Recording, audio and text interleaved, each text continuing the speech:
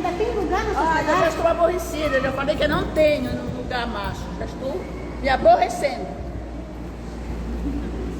Senhora, ainda tem lugar na sua hospedagem?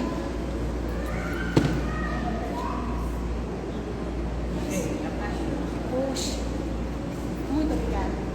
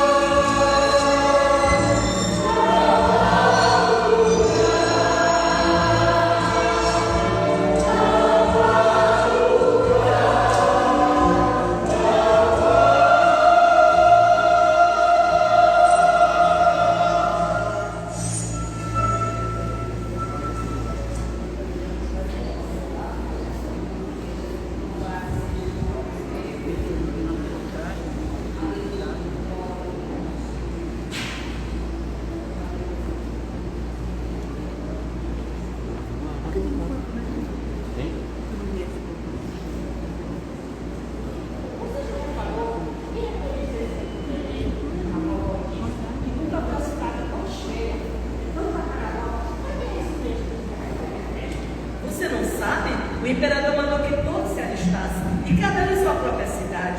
E os belemitas voltaram a Belém a fim de obedecer à voz do imperador. Mas é o não tem como mais parar de comer, as estrebareiras estão cheias, as casas de família não tem para parar ao povo. Tomara que esse povo vai embora mesmo. Foi bonito. Vocês chegaram primeiro que eu, né? Mas eu explico o que é traseiro. É que quando eu ia sair de casa, eu passei um casal com muita hospedagem. Uma pessoa bonita, jovem, era tudo muito merecido. Fiquei tão preocupada, não tinha onde ficar. Se lá em casa não tivesse tão cheio. Pois é, agora nós estamos comentando isso. Nunca vi uma cidade de Belém tão cheia. É um burburinho, é uma barulhada. Tomara que esse povo vai embora. Ah, mas eu adoro essa estação de Belém. Belém é tão calma. Só gostaria que tivesse lugar para todas as pessoas que vieram para cá. Para aquele pobre casal que tem que ficar com estrebaria. Poxa.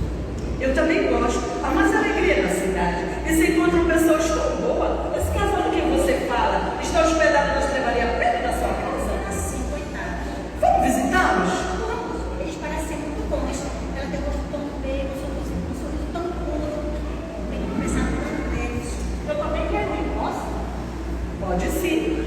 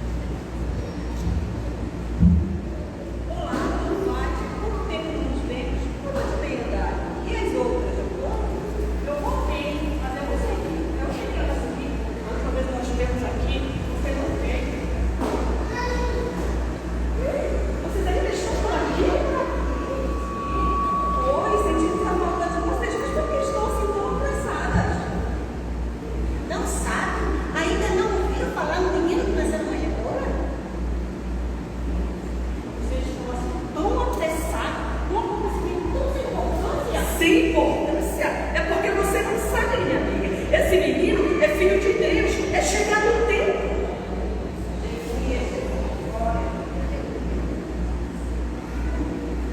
Foi que os pastores disseram, botaram eles. Os pastores disseram que durante as vigílias da noite apareceu um anjo do Senhor, que veio sobre eles e tiveram um grande temor. Mas o anjo lhe disse: não temais, porque eis que vos trago nova de alegria, que será para todo o povo. Pois na cidade de Davi vos nasceu hoje um Salvador, que é Cristo o Senhor. E isto vos será por sinal: achareis o menino envolto em panos e deitado na manjedoura. E no mesmo instante, o anjo dos exércitos celestiais apareceu, louvando a Deus e dizendo: glória a Deus nas alturas, paz na terra, boa vontade para com os homens.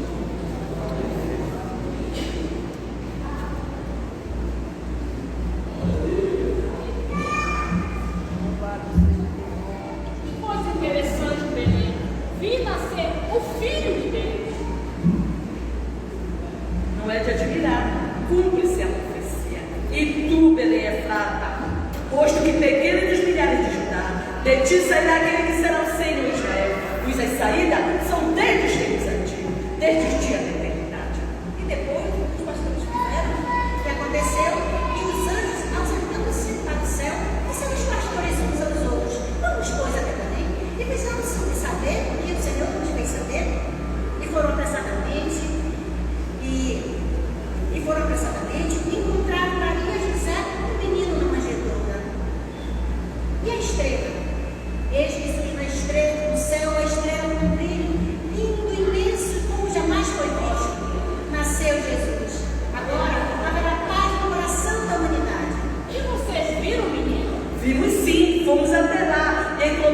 ele assim, envolto em panos, deitado na manjedoura. Nós o adoramos, como somos felizes.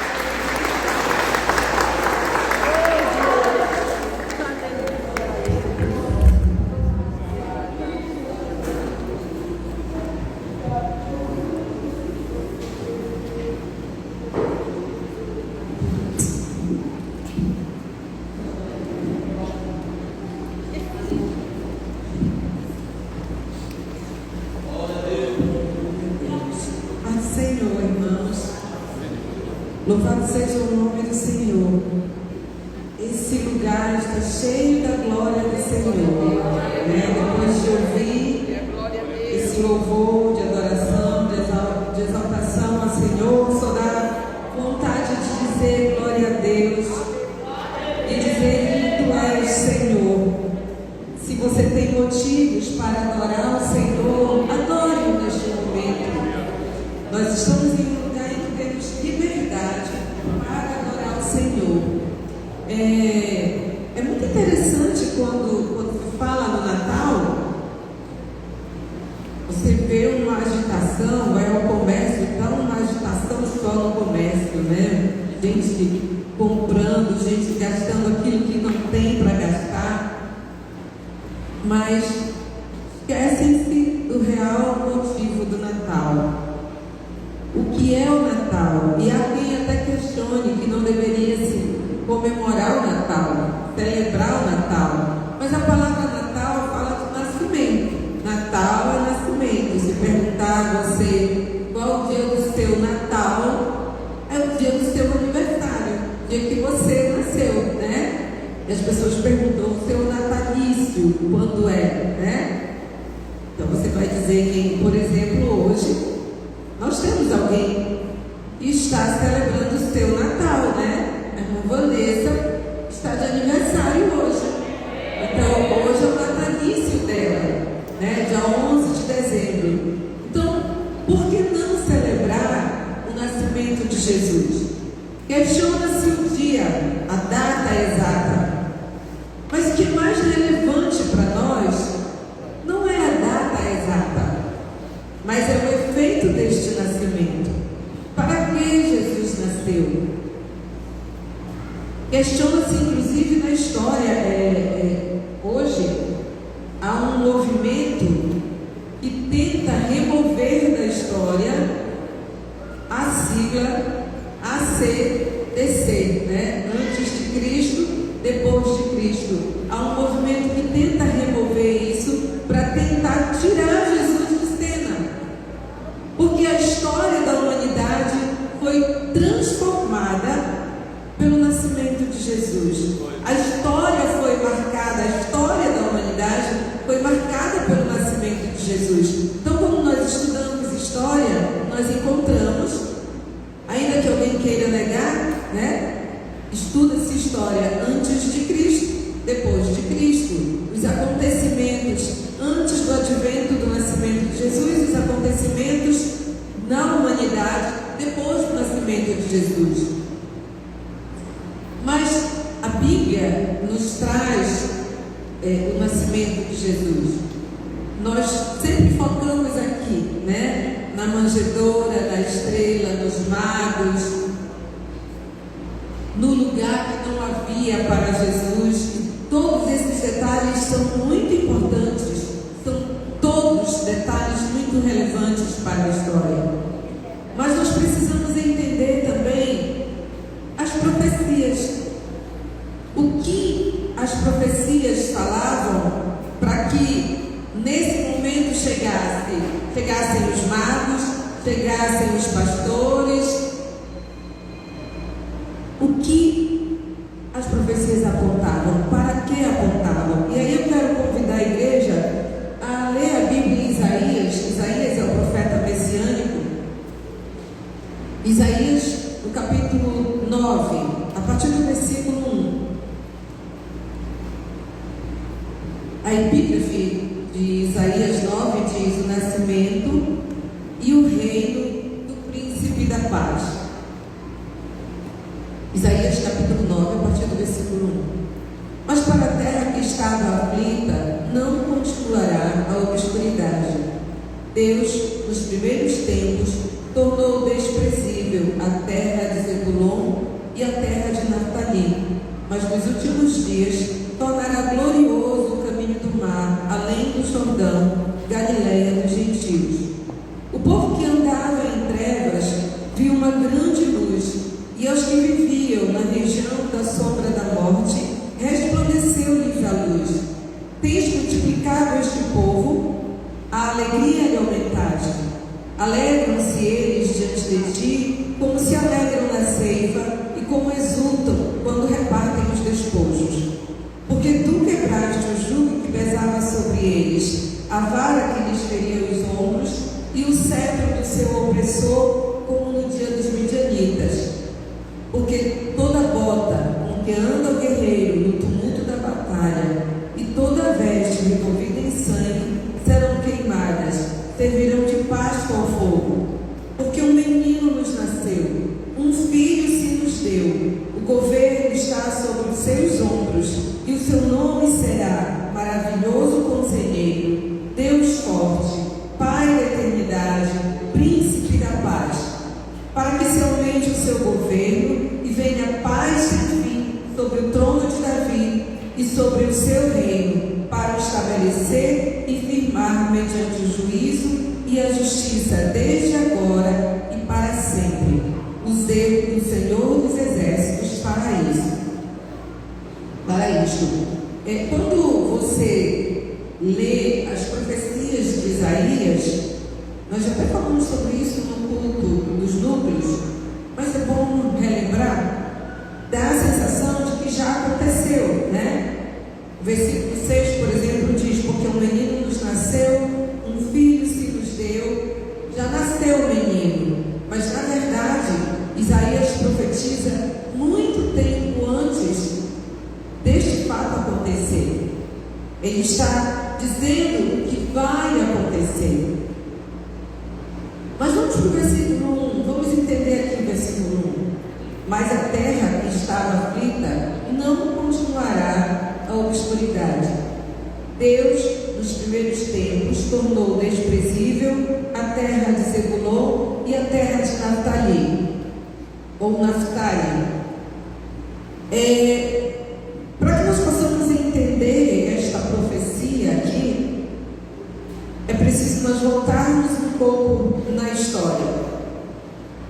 Se você estuda a Bíblia, você vai lembrar que Zebulon e Naftali eram os filhos de Jacó. Jacó teve 12 filhos. Desses 12 filhos surgiram as tribos de Israel. Zebulon e Naftali faziam parte dessas tribos. A tribo de Naftali e a tribo de Zebulon. E aqui o texto diz: mas para a terra que estava aflita não continuará a obscuridade.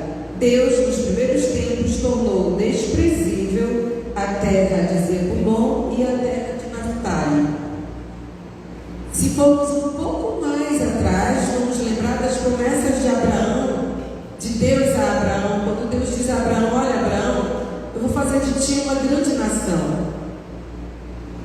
Tu serás grande, em ti serão benditas todas as famílias da terra. Abraão creu na promessa do Senhor. E de Abraão vem Jacó, e de Jacó vem as 12 tribos de Israel. E de repente você olha para esse texto e diz que tornou desprezível, Deus tornou desprezível a terra de Zebulon e a terra de Naftali. Olha, mas eles não eram promessa de Deus para Abraão? Por que Deus despreza nesse momento? Aqui, esse desprezo, na verdade, foi a opressão que a terra de Zebulon e a terra de Naftali sofrem. Eles sofrem a perseguição da Síria, e a terra de Naftali e de Zebulon são totalmente dizimadas. Cai no esquecimento essas tribos. As tribos de Naftali e de Zebulon caem no esquecimento por causa da opressão do rei da Síria. O rei da Síria vem e destrói tudo e toma tudo aquilo lá. E eles caem na obscuridade da tristeza, porque eles são levados como escravos.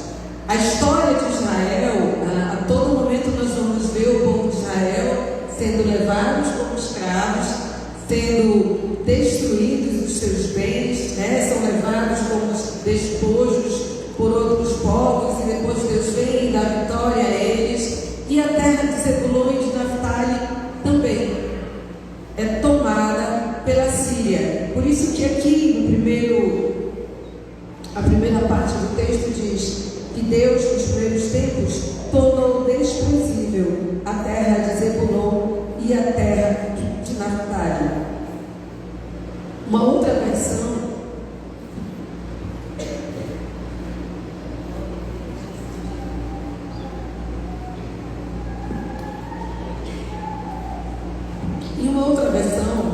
você vai encontrar a expressão entenebrecida, né, que é escurecida. E outras versões também para desprezível, envelheceu. Em algumas versões você vai encontrar essas expressões, né? A terra escurecida ou obscura, entristecida e desprezada, totalmente isolada.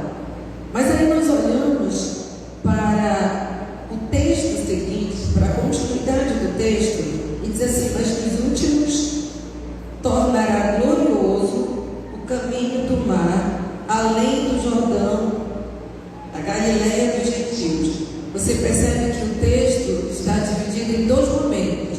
No primeiro momento, a terra de Zebulon e de Naftali enfrenta o desprezo, a obscuridade, porque eles são invadidos pelo rei da Síria e entram quase que no esquecimento.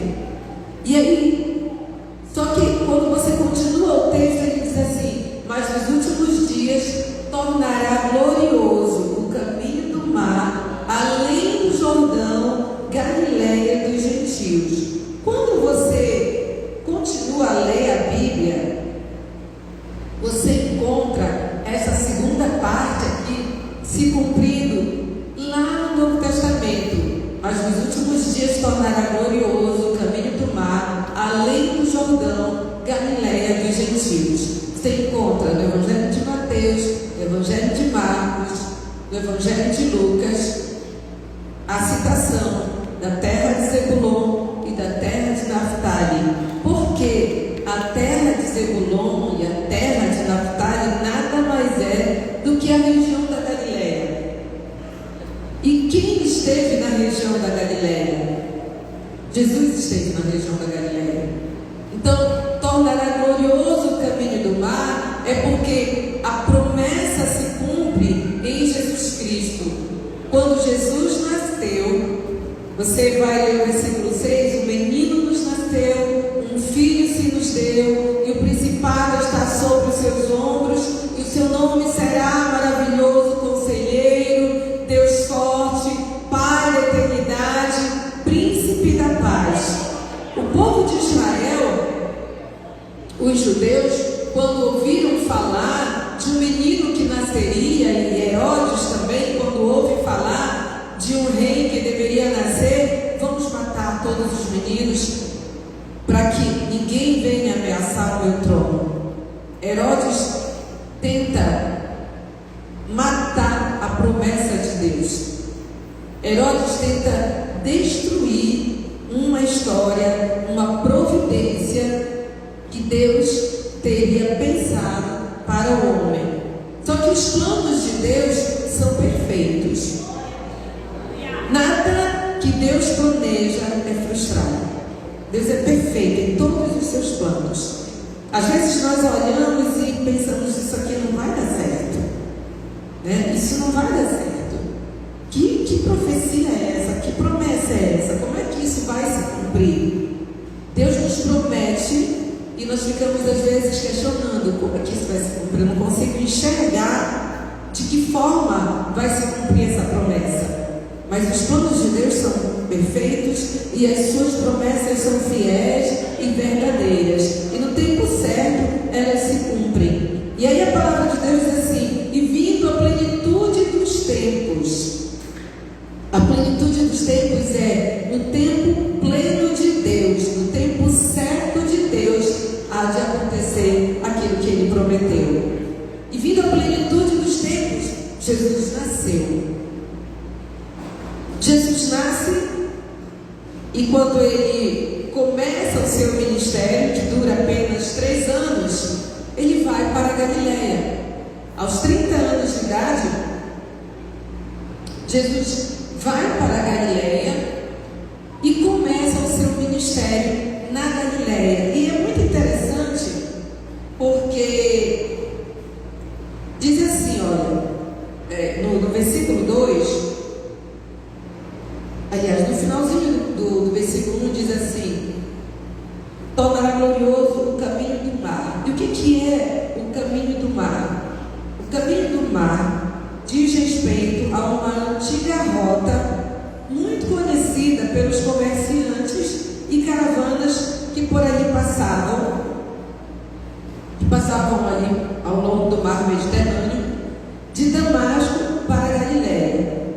Esta era a Galiléia das nações, ou dos gentios, porque ali muitos gentios permaneciam e se estabeleciam enquanto moradores naquelas terras da Galiléia. Por isso que é a Galiléia dos gentios, porque era um lugar de passagem de mercadores.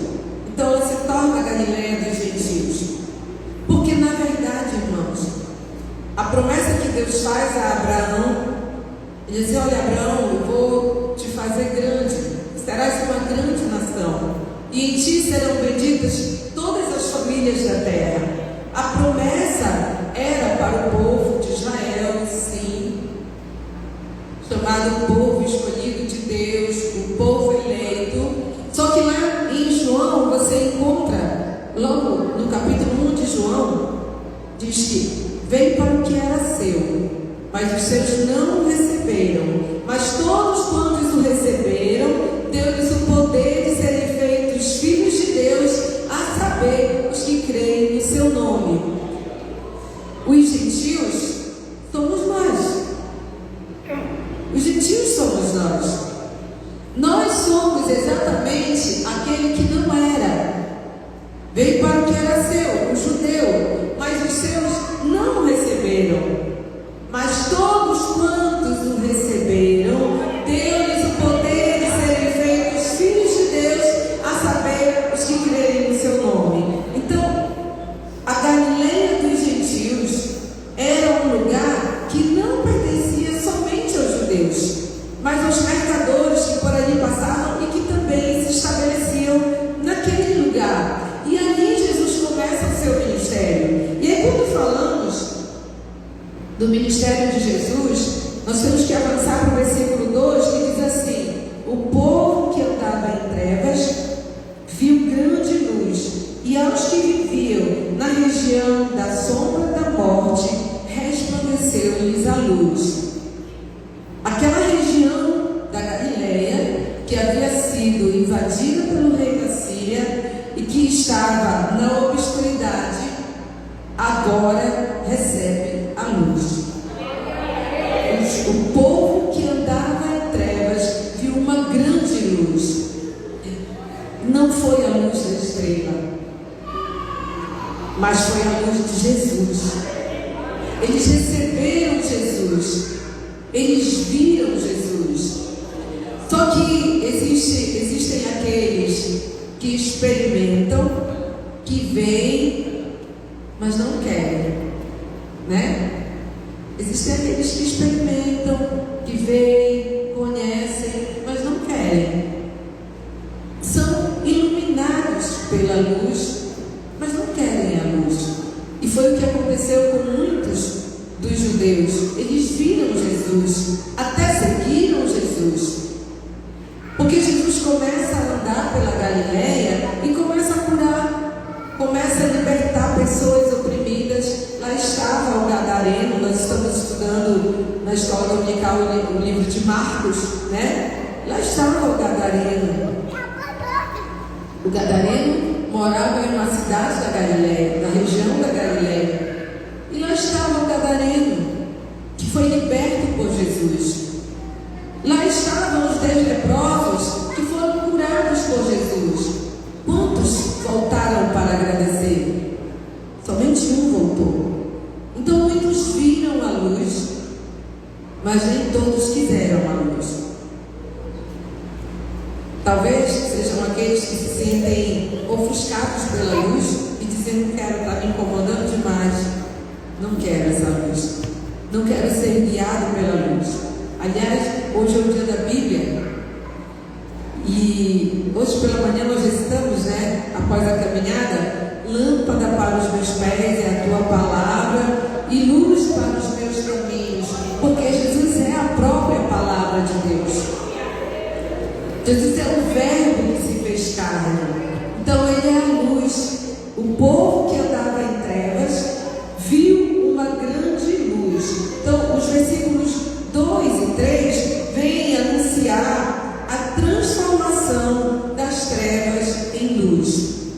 Quantas pessoas estão às vezes dentro da nossa casa, mas estão em trevas? E o que são as trevas? Irmãos,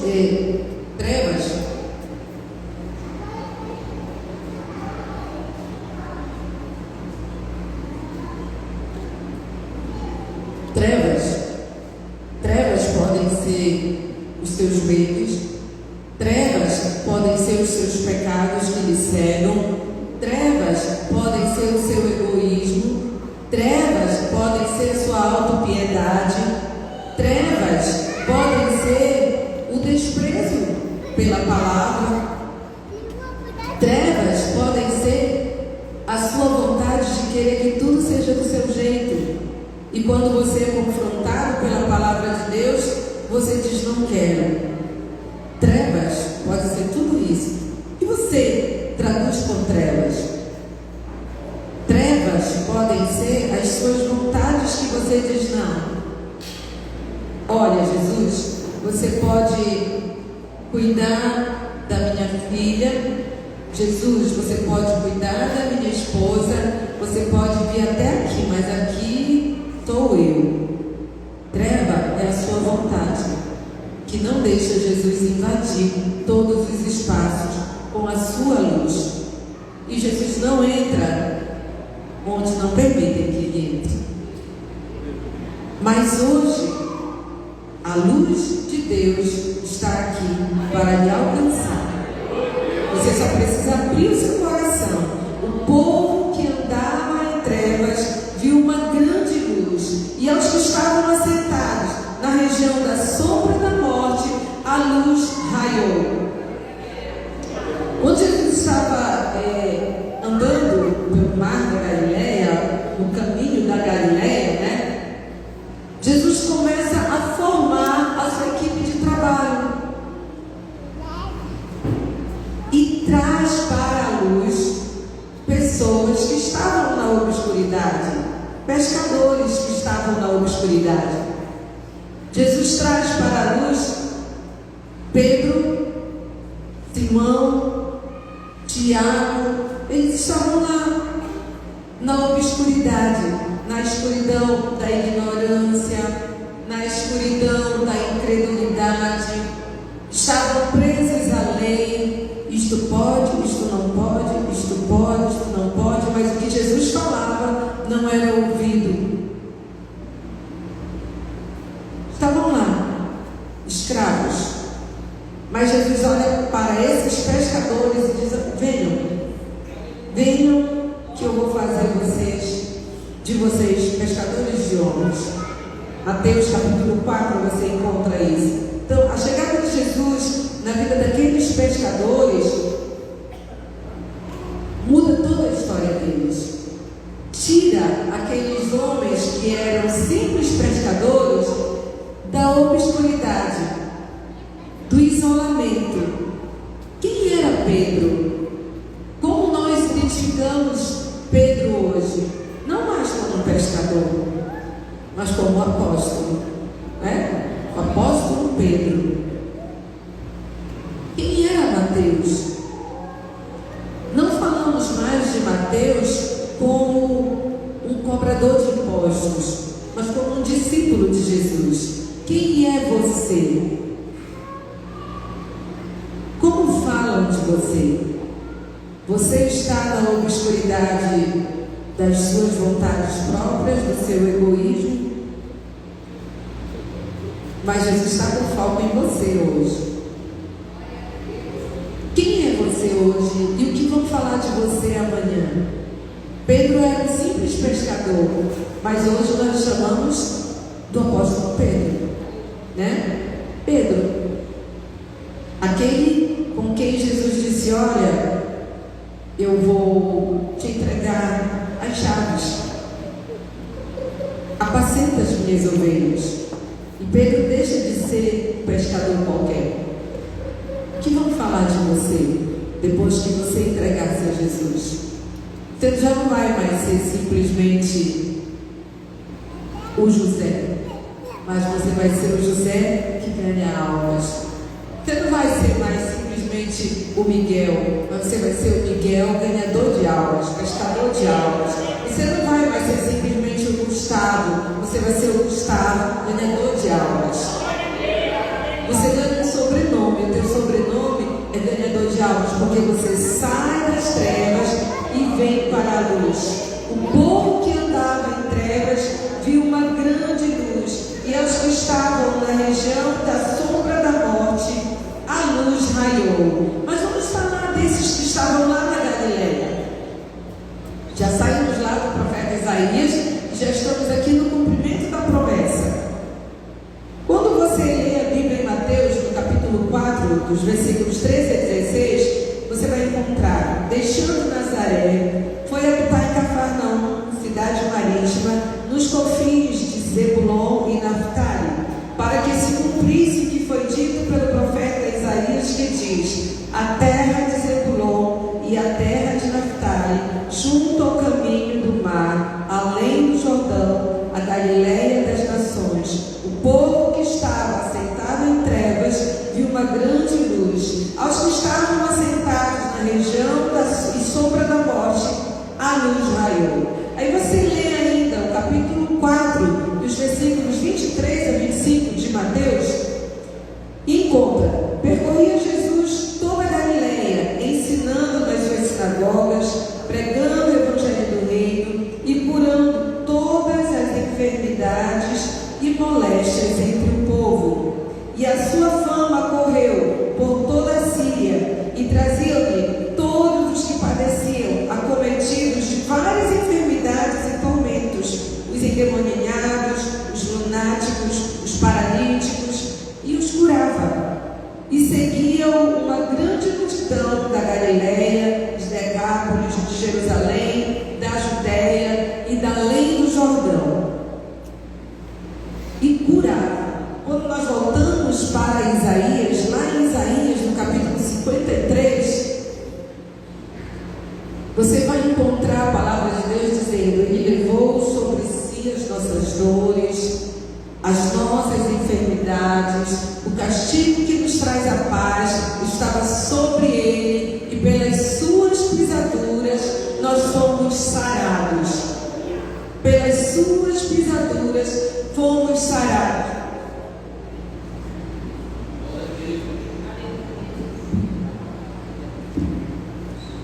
Isaías está sempre mostrando o que Jesus faria, e nós estamos aqui porque nós sabemos o que Jesus fez, como Jesus mudou a história, não só da humanidade, mas a minha e a sua história. E você está aqui porque a sua história precisa ser mudada também. Se você ainda não aceitou Jesus, você precisa aceitar Jesus, para que você saia das trevas para a luz, para que você saia da obscuridade do pecado, da morte do pecado, e venha para a luz, para que você possa conhecer o maravilhoso conselheiro. Sabe o que é o maravilhoso conselheiro?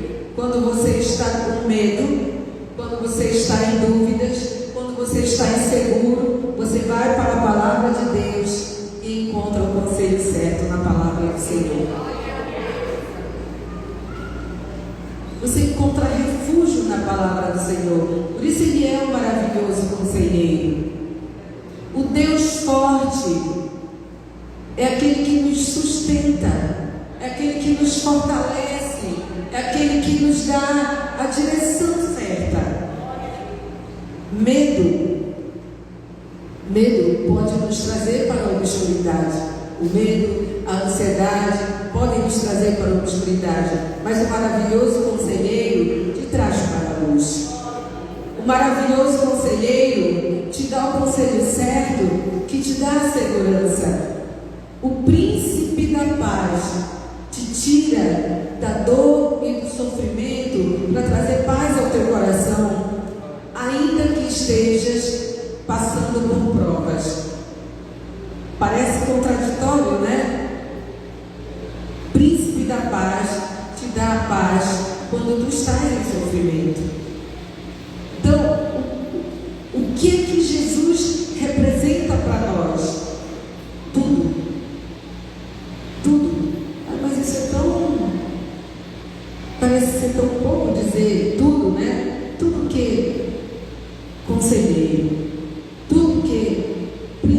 paz, tudo que Pai da eternidade. Quando Jesus nasceu e começou-se a explorar a história do nascimento de Jesus, e ainda hoje se questiona sobre a paternidade de Jesus, quem é o filho, quem é o pai de Jesus. Se nós perguntarmos para as crianças respondem facilmente, né? E Jesus tinha 2 pais. Eles respondem facinho isso. José, que era o pai da terra, e Deus. E Deus. Porque em Jesus, quando os discípulos perguntaram para Jesus, como é que nós vamos ver o Pai? Mostra-nos o Pai. E Jesus diz a eles, olha para mim, olha para mim. Quem vê a mim, vê o Pai. Eu sou a luz do mundo. Quem me segue não andará em trevas. E aqui nós já vamos finalizando, perguntando a você: você entende quem é Jesus? Você entende o que ele representa para você? Você entende que Jesus traçou um plano perfeito para você? Jesus, o plano perfeito, mistério da graça que nos alcançou. Pare de resistir ao amor de Deus. Pare de fugir do amor de Deus. Pare, não resista. Renda-se ao Senhor. Renda-se àquele que deixou toda a sua glória por causa de mim e de você. E eu quero perguntar agora se tem alguém que deseja aceitar Jesus, que quer que a sua vida seja iluminada pela luz do mundo que é Jesus Cristo. O menino nos nasceu, um filho se nos deu, e o principado está sobre os seus ombros, e o seu nome será maravilhoso, conselheiro, Deus forte, Pai da eternidade, príncipe da paz. Esse é o seu momento de aceitar Jesus. Esse é o seu momento de sair das trevas, de perceber que você ainda está dentro do grupo que andava em trevas. E o povo que andava em trevas viu uma grande luz. Esta luz está hoje diante de você, que é Jesus Cristo. Basta você abrir o seu coração, basta você vir, render-se a Jesus. Então eu quero convidar a igreja a ficar em pé e convidar, se tem alguém que deseja aceitar Jesus, se tem alguém que precisa ser curado, porque Jesus não curou somente na Galileia dos gentios. Jesus cura aqui em Belém do Pará. Jesus não libertou somente lá na Galileia dos gentios. Jesus liberta aqui em Belém do Pará. E Ele quer te libertar hoje. Ele quer que você solte tudo que te prende e renda-se aos pés do Senhor. Se alguém enfermo, se alguém que precisa ser curado, venha, que Jesus quer lhe curar hoje. Se alguém que precisa aceitar Jesus, precisa ser liberto, não se sente seguro, acha que não tomou a decisão certa, mas precisa tomar hoje, esse é o seu momento. Aceite a Jesus como seu Senhor e Salvador.